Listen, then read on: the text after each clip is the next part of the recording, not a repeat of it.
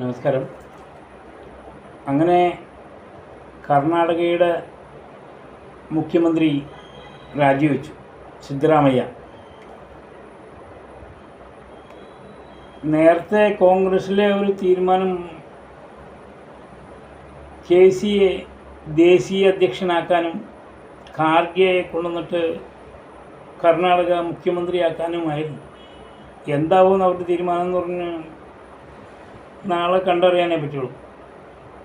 സിദ്ധരാമയ്യക്ക് ആര് മുഖ്യമന്ത്രി ആയാലും കുഴപ്പമില്ല, ഡി സി ശിവകുമാർ എന്ന് പറഞ്ഞ ആൾ വരരുന്ന് മാത്രമേ പുള്ളിക്കുള്ളൂ. അവരോട് പറഞ്ഞേക്കണേ ഇദ്ദേഹത്തെ രാജ്യസഭയിലേക്ക് എടുക്കും.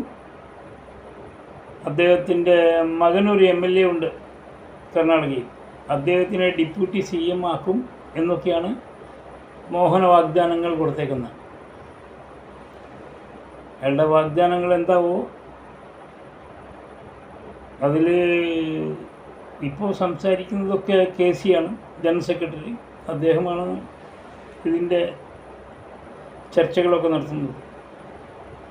അപ്പോൾ ഖാർഗെ ഇതിലേക്ക് വന്നെങ്കിൽ വഴി പുള്ളിക്ക് തുറന്നു കിട്ടിയേനെ.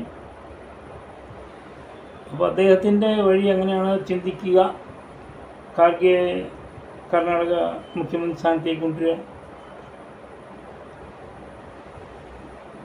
പുള്ളിക്കാരനെ എങ്ങനെ ഒതുക്കും എന്നാണ് ശിവകുമാറിനെ അവർ ചിന്തിക്കുന്നത്. പക്ഷേ ശിവകുമാറിനിവിടെ നല്ല ഹോൾഡും MLA-മാരുടെ അടുത്ത് സിദ്ധരാമയ്യക്കാണ് ബന്ധം. കാരണം ഇവിടെ കേരളത്തിലെ മാതിരി തന്നെ സ്ഥാനാർത്ഥികളെ തീരുമാനിച്ചതൊക്കെ സിദ്ധരാമയ്യായിരുന്നു.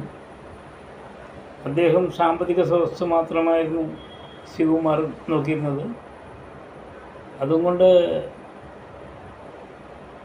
അസംബ്ലി അന്നത്തെ ഇതിൽ സിദ്ധരാമയ്യ കയറി വന്നതാണ്. ശിവകുമാറാണോ ഖാർഗെയാണോ എന്ന്, അതല്ല വേറെ ആരെങ്കിലും ആണോ എന്ന് നാളെ അറിയാം. ഓക്കെ.